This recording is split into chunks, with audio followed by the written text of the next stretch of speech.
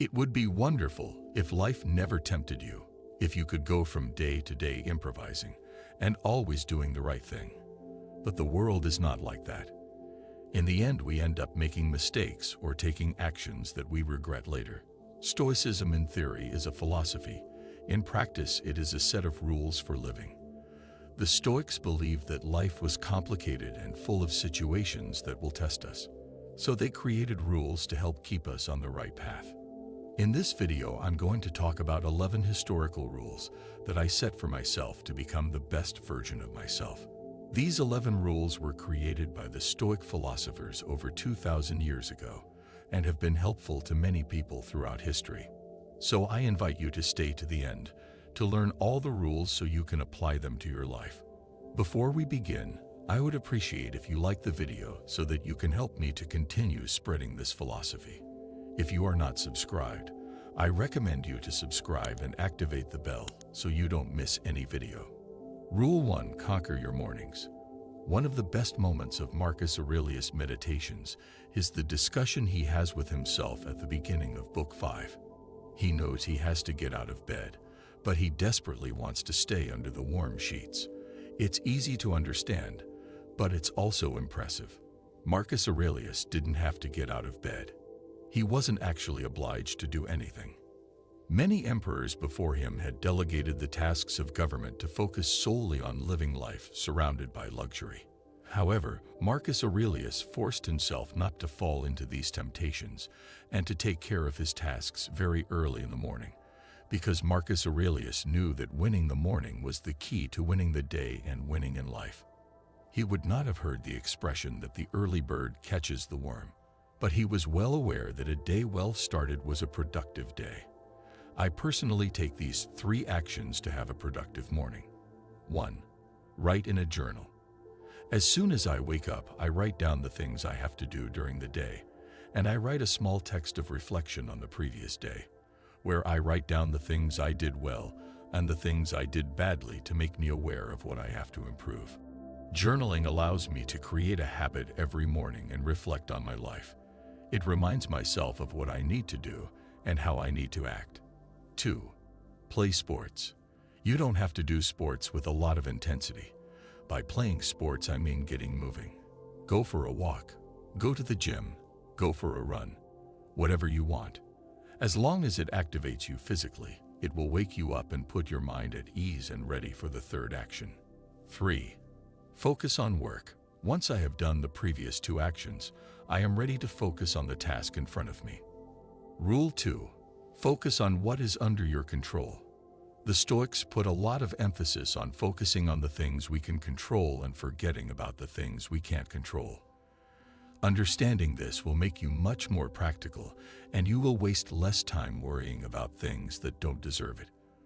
Once you understand this, you will avoid many frustrations and suffering situations, and you will know what is worth focusing on to achieve the goals you set for yourself. A clear example is in sports. You control how you play. However, you do not control if you win, if the opponent is respectful, if the public cheers you on or not. When you realize this and start focusing on your game instead of the others, you will probably achieve a better performance. Apply the same to all situations in your life. Rule 3. Don't suffer for imaginary problems. In life, situations of uncertainty will generate thoughts that will make us suffer. This is something totally normal. But if we think carefully about it, most of the negative situations that we imagine may occur never happen.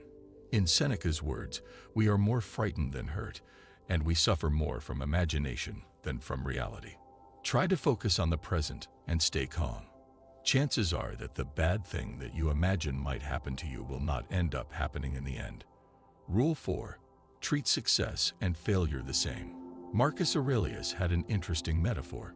He said that all men are like a rock.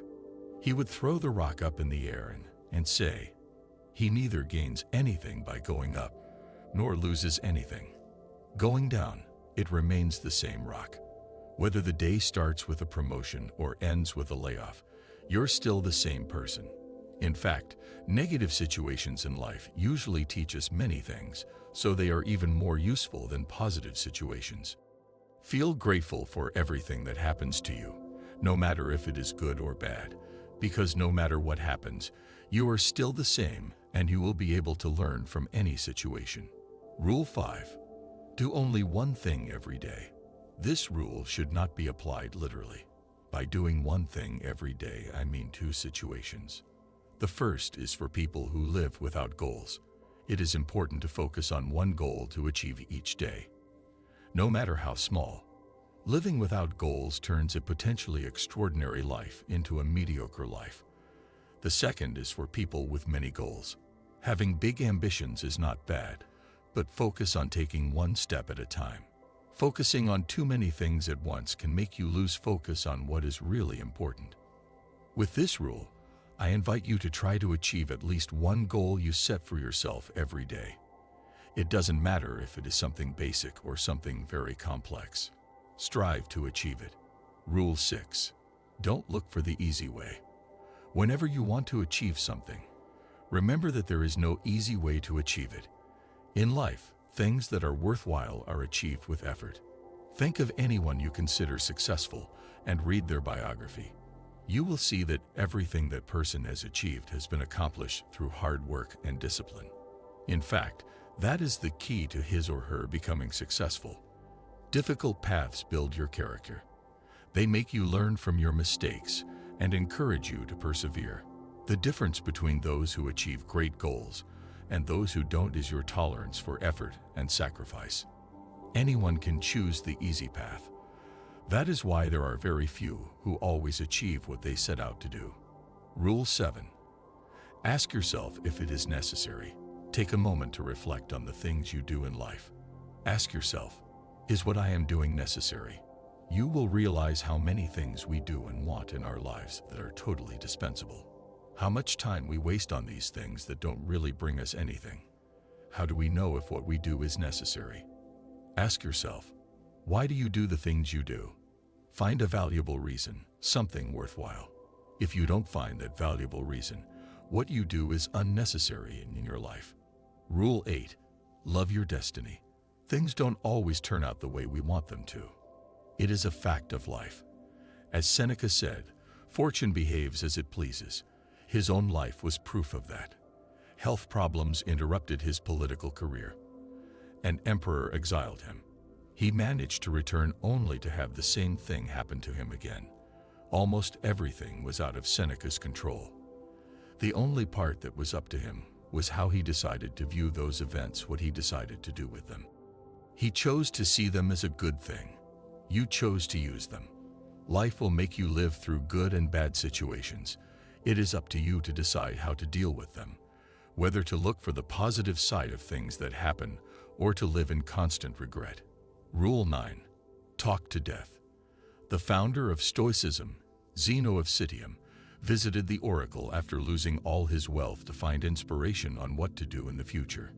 The oracle told him, "To live a good life, you must talk to the dead." The oracle was referring to reading.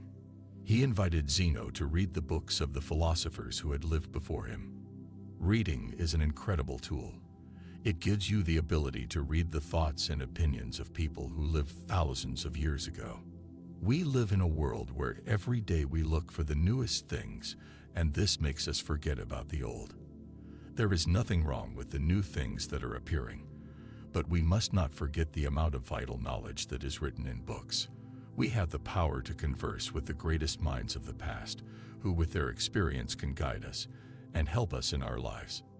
The worst thing is that millions of people in the world choose to reject this superpower. Take advantage of this. It has never been easier to have as much ancient knowledge as it is now thanks to the internet. Rule 10. Be hard on yourself and sympathetic to others. It is important to remember that the Stoic has strict rules. We have strong opinions about what is right and what is wrong, but, and this is a big but, we have to be understanding and forgiving of those who have been, as Marcus Aurelius writes, turned away from the truth. This is the key. Your standards are for you. This is not to say that we allow people to act unjustly or wickedly, but we don't have to be judging everyone who doesn't behave exactly the way we want them to. In this case, The best thing we can do is to lead by example. If you want to show someone that they are acting in the wrong way, strive to act you in the right way and show them. This is the best way to make an impact on someone and change their mindset. It may take some time, but sooner or later they will start to imitate you. Rule 11. Remember that you die every day. In the words of Seneca, this is our great mistake, to think that we look ahead to death. Most of death has already passed. All the time that has passed is the property of death. It is easy to see death as something distant. We think of death as an event that happens to us at some point in life. It is something stationary, whatever the date on which it will occur. Every day we approach it slowly or quickly, depending on our age and health. Seneca considered that this was a wrong way of thinking about death, that it was an erroneous view that led to many bad habits and a bad life. On the contrary, he said that death was a process that was happening to us right now. We die every day. Even as you watch this video, time is passing that you will never get back. That time, he said, belongs to death. Death is not in the distance. It is with us right now. It is the second hand of the clock. It is the sunset. When the arrow of time moves, death keeps claiming it every moment that has passed. What are we to do about it? The answer is, live while you can. Procrastinate nothing. Leave nothing unfinished. And make the most of the time while it still belongs to you. What did you think of these Stoic rules? Would you add any more? I look forward to hearing from you in the comments. Personally, I try to apply these rules in my life. It's not easy, though. And many times one forgets. I try to write it down somewhere and remind myself. Stoicism is not an easy path, just like life requires a lot of effort and discipline. But it is worth it. See you next time.